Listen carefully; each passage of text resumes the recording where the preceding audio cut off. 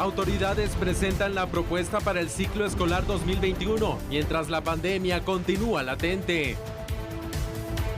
El Ejecutivo prorroga por 30 días el estado de calamidad en 7 departamentos afectados por la tormenta ETA.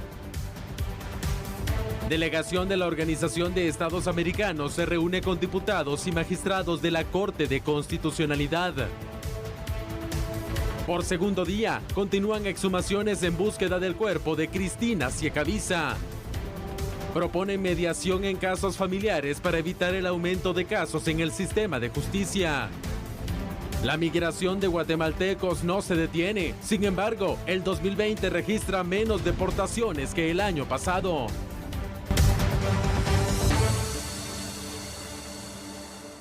Muchísimas gracias por estar con nosotros en sintonía de su programa de análisis a la medida acá por TN23. Bienvenido, le tenemos 3 grandes temas. Sandy, ¿cómo estás en esta noche? ¿Lista? Lista, Julio, muy buenas noches y gracias a ustedes por siempre estar pendientes de A la Medida.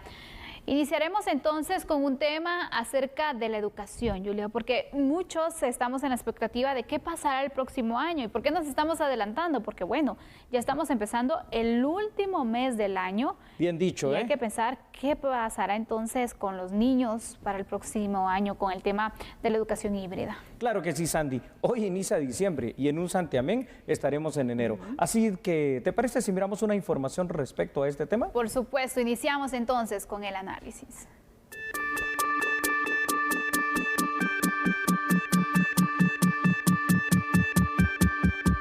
La estrategia establece que los centros educativos públicos y privados deberán prepararse para la apertura de clases bajo un sistema híbrido, del cual el Ministerio de Educación será el encargado de determinar la fecha de inicio. En cuanto a las medidas que se deben tomar dentro de cada establecimiento, las autoridades deben atender las normas esenciales de prevención y protección sanitaria, asimismo, contar con una organización que permita la vigilancia y control sanitario. Cada establecimiento educativo debe verificar que los docentes, estudiantes y el personal que se encuentra adentro cumplan con las siguientes medidas: uso de mascarilla obligatorio, escudo facial o careta, ventilación natural en las aulas, distanciamiento físico permanente, lavado de manos y limpieza de superficies. Los centros educativos deberán contar con personal específico para acciones como la detección y aislamiento de casos. También deberán tener un protocolo sanitario y plan de emergencia, así como la coordinación con el Ministerio de Salud.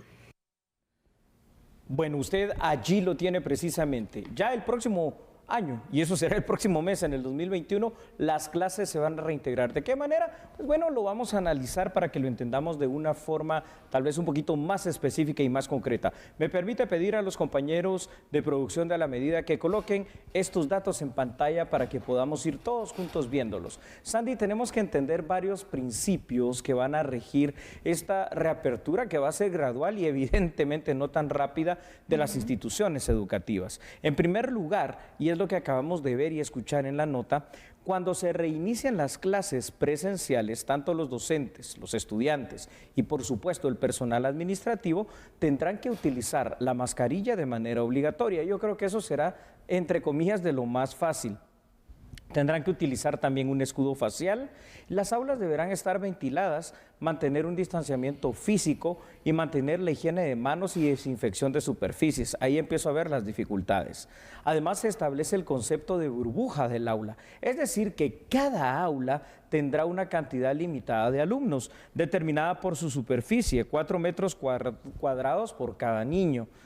Veremos qué pasa, ¿verdad, Sandy? La idea es que los alumnos de esa aula interactúen siempre con distanciamiento, únicamente entre ellos sin tener contacto con otras burbujas, es decir, con los alumnos de otras aulas. Y esto sin olvidar también el famoso semáforo epidemiológico, en el cual, si por ejemplo el municipio está en rojo, pues las clases serán absolutamente virtuales. Ya si está en amarillo o en naranja, las clases van a ser híbridas, con la diferencia del distanciamiento, que va a ser mayor en el caso, por ejemplo, de los municipios de color naranja. Y los municipios en verde, pues en teoría al menos, ¿verdad, Sandy?, van a tener las clases normales, pero esto todavía se mira muy difícil. Muy complicado, Julio. Y uno de los puntos que tú mencionabas complicado también es el tema del lavado de manos. Wow, sí. Y creo que me uno en este sentir, porque sabemos que todavía hay escuelas en las cuales no llega el agua. Es correcto. Entonces, ¿qué tanto se puede cumplir con este punto? ¿O qué se está haciendo para que finalmente estas escuelas puedan tener un servicio tan vital, te diría? Mira, Sandy, yo lo voy a pasar todavía más allá, extrapolándolo a lo siguiente. Hay instituciones educativas privadas, ya no te estoy hablando ni siquiera de las públicas, privadas que inclusive donde hay problema de agua, ¿verdad? No digamos en las escuelas públicas, el poder contar con el suministro suficiente de agua en estas instituciones educativas va a ser vital. Pero también en la parte pública me preocupa otra situación, es decir, ¿cómo vamos a tener la constancia de que realmente exista un suministro suficiente de gel, por ejemplo? ¿O cómo vamos a tener la certeza de que cada uno de los niños va a poder llevar ese protector plástico facial si de pronto también la condición económica no es la mejor en todos los casos? Exacto, Julio. La verdad es de que hay muchos puntos que ir reforzando, que esperamos que se estén considerando para esta reapertura que se tenga.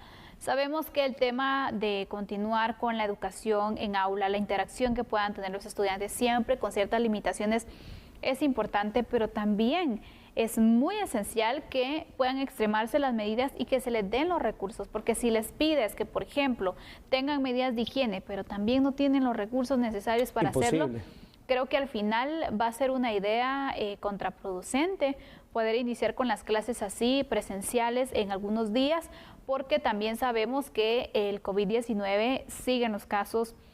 Todos somos pues vulnerables, finalmente los niños también tienen un cierto riesgo y va a ser un reto muy grande, te diría, Julio, de los primeros que enfrentar el 2021. Definitivamente que lo va a ser, aparte que un reto grande va a ser no hacer ni cometer los mismos errores, por ejemplo, en el tema educativo que se tuvo para la promoción, las distintas promociones, ¿verdad?, de todos los grados en el año 2020, donde realmente hubo bastante, pero bastante debilidad, es decir, el aprendizaje a distancia. Estamos viendo que si bien nos estamos acostumbrando, no es el que quieren los estudiantes, no es el que necesita la sociedad guatemalteca. Te lo digo porque los propios estudiantes universitarios dicen es que, mire, no todas las clases se vuelven interactivas, esto se vuelve tedioso, se vuelve aburrido y jamás va a ser, al menos por de pronto, lo mismo que tener una clase presencial. Pero tú lo dijiste bien, es decir, parece ser que aquí en Guatemala se nos ha olvidado esa segunda ola del COVID-19 y todavía no hemos visto las consecuencias. Esperemos, de verdad, por alguna razón que yo no entienda, que las consecuencias no sean más dramáticas y que de verdad se pueda empezar el año escolar de esta manera híbrida, semipresencial. Si no, todo volverá a ser lo mismo como en el año 2020 a distancia completamente. Así es, Julio. Otro punto también digno de analizar es la situación del semáforo epidemiológico, que será uno de los parámetros que van a medir también qué tanta reapertura se puede ir teniendo y las recomendaciones que se pueden ir realizando. Y quisiera que habláramos de esto ahora. Con mucho gusto, Sandy, claro que sí. Refirámonos entonces a ese famoso tablero, el semáforo epidemiológico, y lo vamos a ver acá reflejado en pantalla, porque preste por favor atención a lo siguiente. La Coprecovid, para el regreso a clases, dice que este tablero se ha determinado bajo el color de alerta de cada uno de los municipios. A ver, en la alerta roja la educación será completa y totalmente, Sandy, a distancia o en casa. Únicamente se permitirá la modalidad híbrida en las escuelas preprimarias y primarias sin acceso a educación a distancia. No se permitirá el recreo, ya esto va a ser algo bastante triste para los chicos definitivamente, ni educación física. La refacción será solo para llevar y el transporte escolar únicamente en casos especiales. Bajo el tema de la alerta naranja se va a implementar una modalidad híbrida. Algunos estudiantes van a estar en el aula, Sandy, otros estarán a distancia. Los recreos, la educación física y la refacción escolar únicamente será en eso que denominan la burbuja del aula, no salir. Transporte escolar con ocupación del 50%. Y bajo la alerta amarilla se mantendrá también una modalidad híbrida, pero con más alumnos en un aula. con recreos, educación física y refacción escolar, siempre únicamente dentro de la burbuja del aula, y transporte escolar con ocupación del 75%. Si somos realistas aquí y analizamos esta tabla, es decir, no habrán recreos, no habrán refacciones fuera del aula para ninguno de los colores, tratarán de mantenerse siempre completamente aislados en eso que el Ministerio de Educación ha llamado burbuja, su propia aula, y en todo caso, la única diferencia se va a dar en el transporte escolar, en los autobuses, en cada uno de los 3 colores. Pero si vemos, Sandy, realmente va a estar bastante restringido todavía el tema presencial, aún en color amarillo.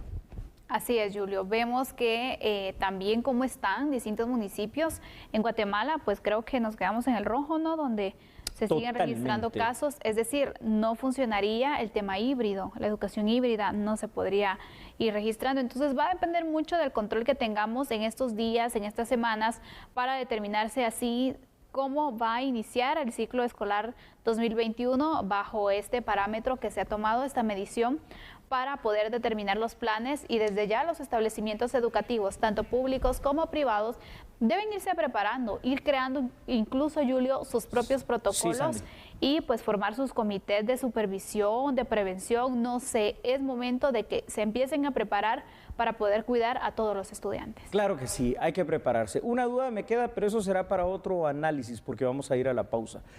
No sé qué va a pasar con los centros educativos, pero privados. No sé si lograrán resistir otro año de no presencia, porque también se han visto disminuidos en cuanto a los pagos y todo lo que tiene que ver con la matrícula de los alumnos. Pero bueno, ahí está. Estas son las disposiciones del Ministerio de Educación. Así es. Vamos a hacer una pausa en este instante. Cuando regresemos hablaremos acerca del estado de calamidad y su prórroga. Claro que sí. No cambie y solo recuerde algo. Nosotros somos A la Medida.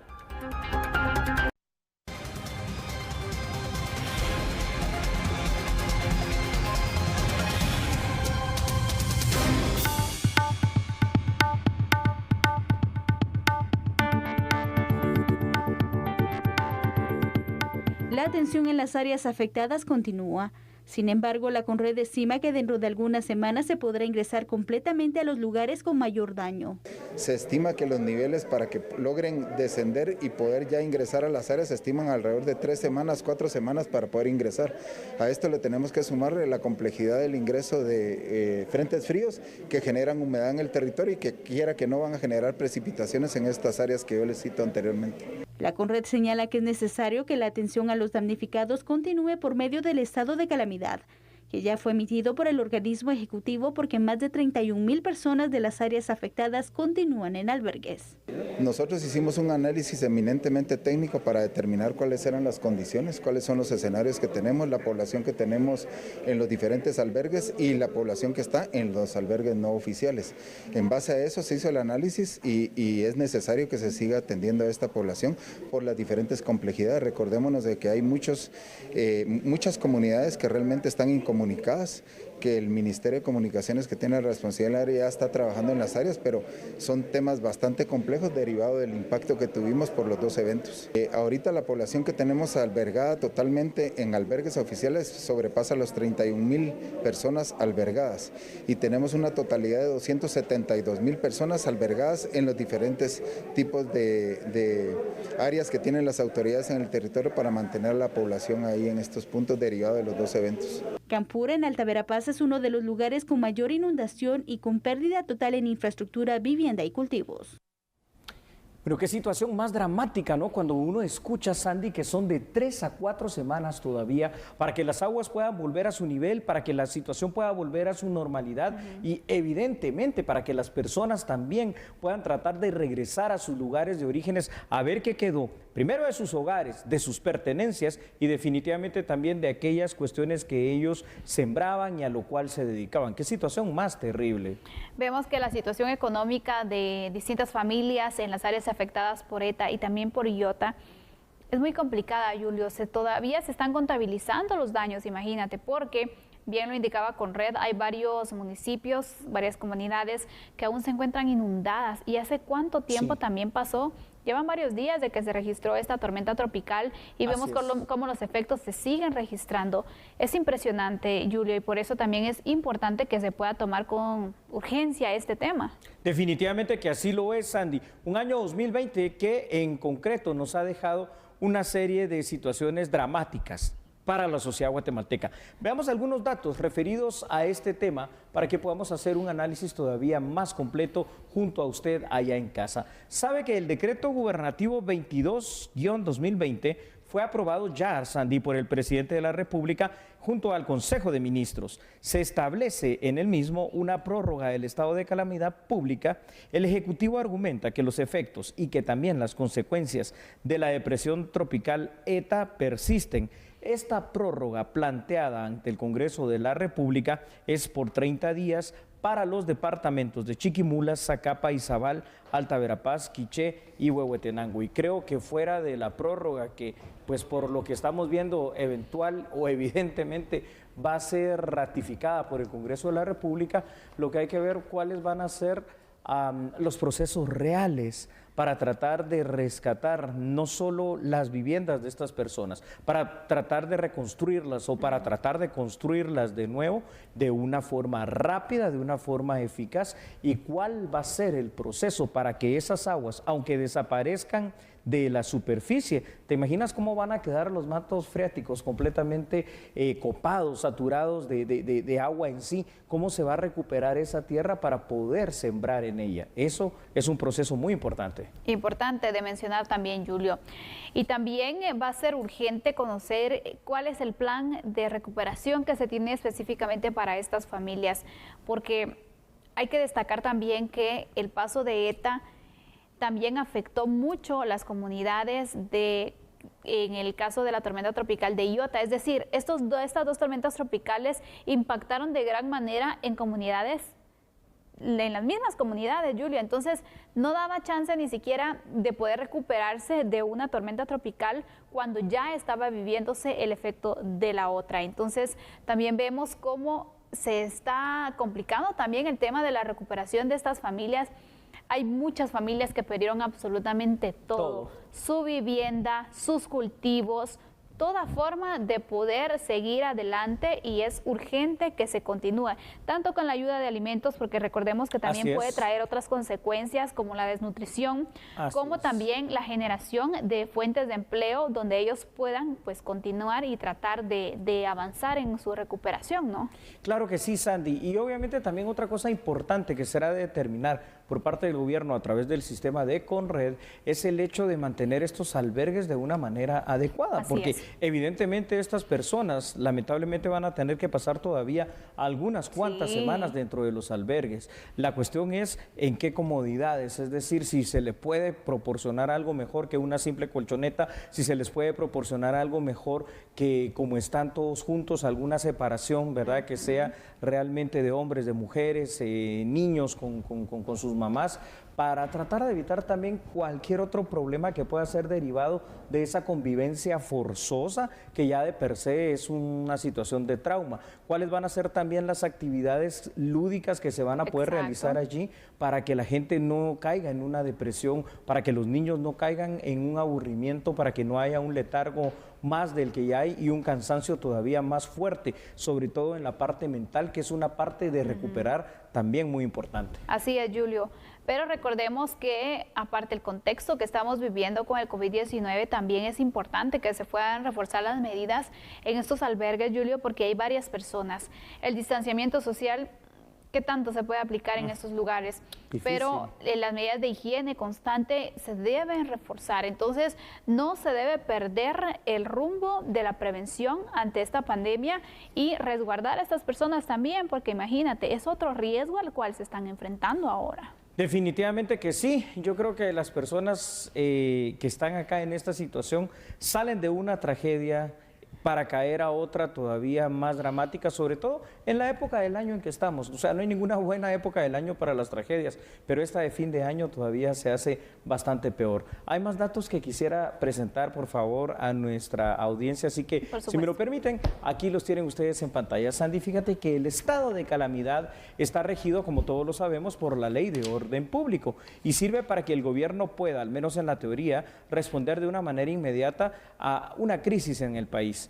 La pregunta es, ¿cuál es la ruta a seguir? El Congreso de la República deberá conocer, deberá ratificar, modificar y aprobar la prórroga en los siguientes 3 días. Es necesario insistir en algo, Sandy, en la importancia de la fiscalización del uso de los recursos y para ello también es clave la ciudadanía. Y me pregunto yo también aquí cuál será el papel activo, que seguramente lo tendrán cada una de las autoridades municipales en todos estos municipios de los distintos departamentos donde tanto la tormenta ETA, por sobre todo, y algunos efectos de Iota, pues han creado esta devastación y esta destrucción. Y a esto hay que aunarle algo, porque las autoridades sanitarias van a tener que estar muy atentas. Fíjate, con toda esa agua pueden haber brotes de dengue, brotes de chikungunya, sin contar que estamos todavía con el tema del COVID-19.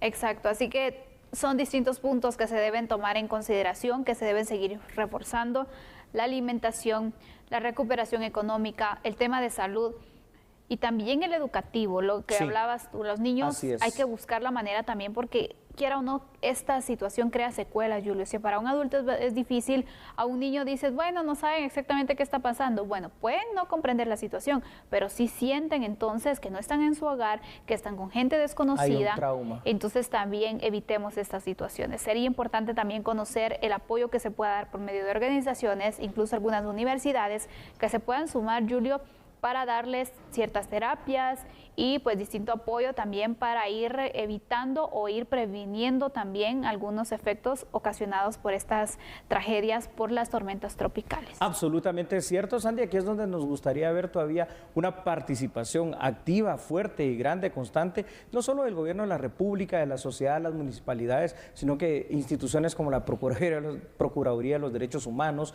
instituciones como las distintas ONGs que están allí supuestamente para este tipo de ayuda y de servicio a lo que es el pueblo de Guatemala, porque este es el momento en el cual esto se necesita. Y aprender de este tipo de lecciones tan dramáticas, tan duras y tan terribles para las personas, que es absolutamente necesario desde ya, ahorita que ya no hay tormentas, ni depresiones, ni huracanes, empezar a construir lugares en estos departamentos y en todos, si es posible, donde puedan existir albergues dignos que parezcan, digamos, habitaciones, de ser posible, de una casa, para tratar de mantener una condición también más digna de las personas cuando esto se necesite. Mientras tanto, lo que hay que hacer ahorita es terminar de responder a esta emergencia de la mejor manera posible. Esperemos que esto se logre.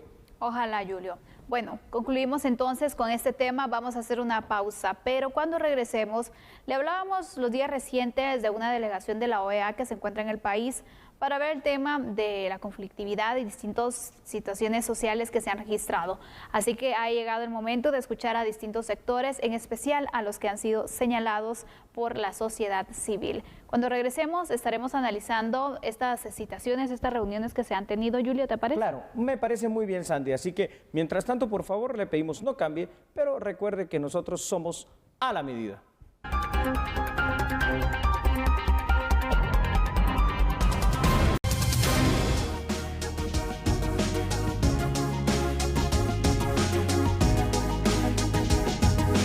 Integrantes de la Comisión de la Organización de los Estados Americanos, que se encuentra de visita en el país, se reunieron con la instancia de jefes de bloque y la Junta Directiva del Congreso de la República.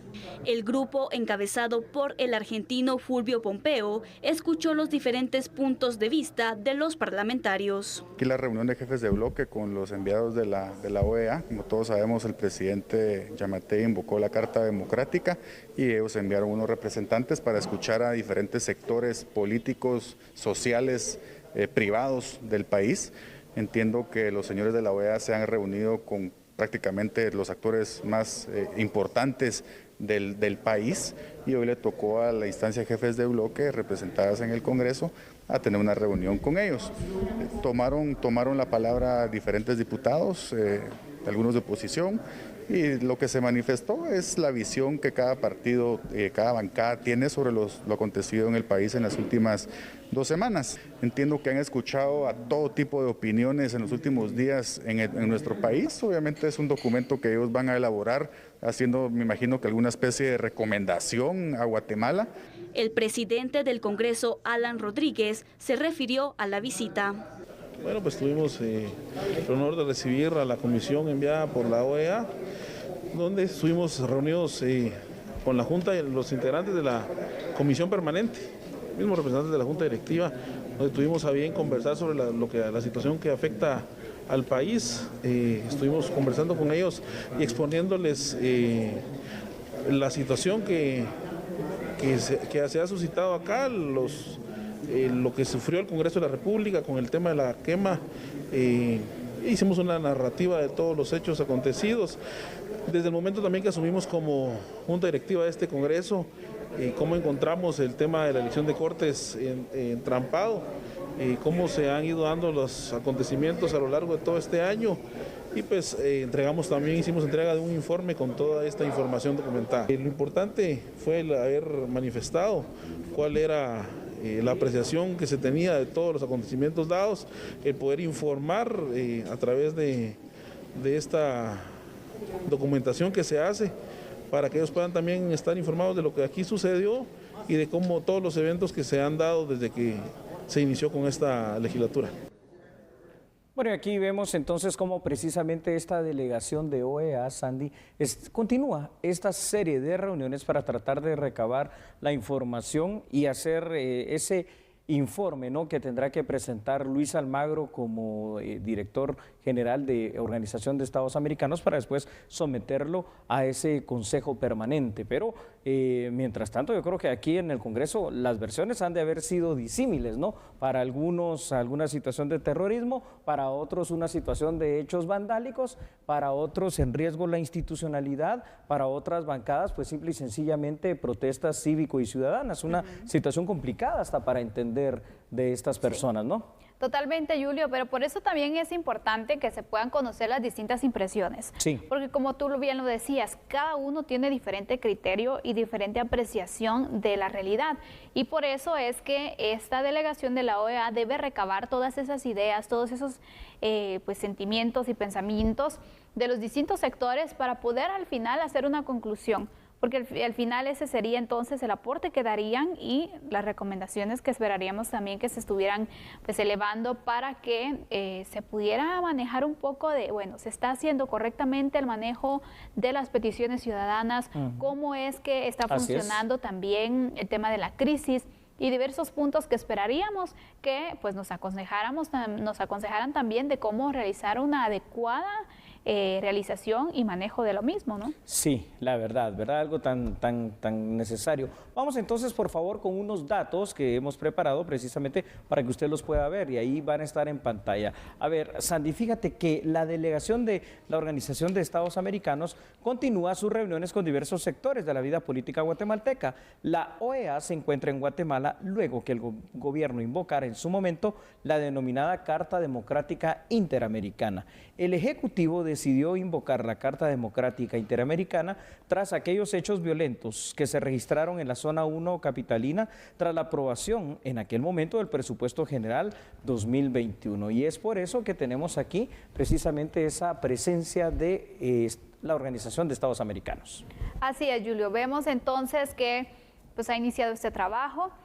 Va a ser más complicado a lo mejor el hecho de tomar en cuenta los puntos de vista en el Congreso, sí, puesto que son pues el más personas, político, ¿no? Sí. Exacto, que por ejemplo la Corte de Constitucionalidad, que sabemos que son menos magistrados, que pues tendrán también ellos que plantear sus puntos de vista, porque recordemos que la CC también ha sido pues señalada en distintas situaciones y tiene reclamos también por parte de la sociedad civil. Sabes, a priori te digo algo, yo creo que la delegación de la OEA se va a dar cuenta de algo, más que de los hechos violentos y esa situación, se va a dar cuenta de una profunda todavía polarización que existe en los órganos políticos y de dirección del Estado de Guatemala. Me refiero a la Corte de Constitucionalidad y obviamente el Congreso de la República, con la integración tanto de bancadas afines al gobierno como de bancadas de oposición. Esto es una situación compleja. También se estarán reuniendo, y ya lo han venido haciendo, con organizaciones de la sociedad civil y ahí pues también no me dejarás mentir,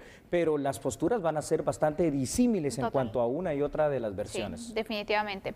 Hemos visto también que pues ya se ha reunido con distintos sectores esta delegación y por eso quisiera que pasáramos a los siguientes datos, Julio, para ver quiénes más han dado a conocer pues sus opiniones y sus expectativas sobre este tema. Claro, Sandy, me parece pertinente así. Pidamos entonces a producción una vez más que nos acompañe con estos datos, porque la primera reunión que se estuvo la delegación de la Organización de Estados Americanos, recordemos, fue con el presidente Alejandro Yamatei y algunos de sus ministros. Su misión era recabar información de todos los sectores y partes involucrados y luego poder transmitir esa información al secretario general de la ONU. El trabajo de la OEA va a continuar durante el fin de semana y donde se espera que se reúna con sectores organizados de la sociedad civil guatemalteca. También pues es de hacer ver que aparte del Congreso de la República sostuvo una reunión con magistrados de la Corte de Constitucionalidad y lo que no sabemos es hasta cuándo todavía va a permanecer la misión de OEA aquí en Guatemala para poder llevarse esos insumos y elaborar un documento que pueda presentar al secretario general de OEA, Luis Almagro. Así es, entonces esta es la hoja de ruta que está realizando la delegación de la OEA, que fue enviada especial para conocer el contexto social de Guatemala, qué está pasando por los últimos acontecimientos que se han registrado y pues también tratar de ver de qué forma se puede ir mejorando. Va a ser importante, Julio, y ojalá que se puedan compartir también esas apreciaciones de pues los distintos sectores sobre un mismo tema, porque no me dejarás mentir, pero en ocasiones, bueno, un tema tiene distintos puntos de vista y es bueno conocer los mismos para ver entonces en qué estamos fallando nosotros, hacer ese análisis y tratar la manera de buscar esa reconciliación nacional. Ahí está. Me has robado las palabras de la boca, fíjate, Sandy. Creo que algo que hablábamos la semana pasada y que tú acabas de mencionar de una manera muy exacta es lo que al final de cuentas necesitamos aquí en Guatemala. Hay problemas, hay puntos de vista, hay situaciones, hay distintas cuestiones, pero reconciliación nacional de todos los sectores, particularmente de los actores políticos y jurídicos de nuestro país, es lo que se necesita para que esa reconciliación pueda ir bajando a todos los estratos y construyéndose dentro de la misma sociedad guatemalteca y en el seno mismo de la familia, de las familias distintas de nuestro país. Si esto no se da de esta manera, lo único que seguiremos viendo es disputa, división, polarización, que no lleva a nada bueno a nuestro país. Afecta de gran medida, Julio, porque sabemos que solo por tratar uno de los aspectos que son importantes, el tema económico. Sí. Los inversores ven muchos puntos, uno de ellos es la situación social del país, correcto, que no existan conflictos. Otra situación es la certeza jurídica. Lo has dicho y son muy puntos bien, que están muy débiles y que se ha visto en los últimos días, en las últimas semanas. Sin seguridad, sin paz, sin justicia, sin certeza jurídica, sin esas bases sociales que estabas tú mencionando, va a ser muy difícil una reactivación económica que permita atraer aquí a Guatemala a nuevos inversores, a nuevos países y nuevos proyectos que permitan crear esas fuentes de empleo, los polos de desarrollo, construir zonas francas, construir aeropuertos, puertos, modernizar, hacer carreteras, autopistas, lo que nosotros necesitamos, porque fuera que es infraestructura, también eso genera trabajo. Pero ¿quién va a querer venir en un clima de conflictividad? ¿Quién va a querer venir a invertir en un clima de polarización? ¿Y quién va a querer venir a invertir si vemos que hay una clase política absolutamente fracturada, fragmentada y dividida? Totalmente. Bueno, le daremos seguimiento para ver qué otros sectores se reúnen también con esta delegación y lo que nos interesa, las conclusiones que se puedan dar de esta visita. Vamos a la pausa, pero volvemos con más noticias. Claro que sí, vamos a la pausa, es el momento para que usted tome su café, su té, pero no cambie, porque regresamos aquí en unos instantes, ya que somos a la medida.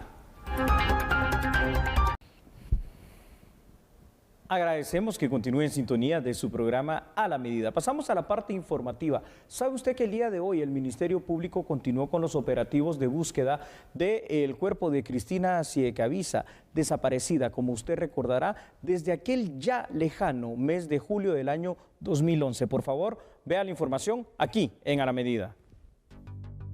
El órgano encargado de la persecución penal informó que este martes se desarrolló la segunda jornada en la cual se realizaron exhumaciones en el cementerio de El Progreso para determinar si en alguno de los camposantos fueron depositados los restos de Cristina Sicavisa. Héctor Canastug también explicó que tienen previsto seguir con las diligencias durante 2 semanas más en este sector. Fiscalía Especial de Delitos contra la Vida, Agencia Especial Casos Sicavisa se está encargando de realizar varias exhumaciones en los diferentes cementerios que se encuentran acá en el departamento de El Progreso. Nuestro objetivo es realizar la confirmación de todos los cadáveres XX que fueron sepultados durante el mes de julio del año 2011. Esto se debe a la posición de GPS del vehículo de entonces Roberto Barreda, que estuvo por este sector.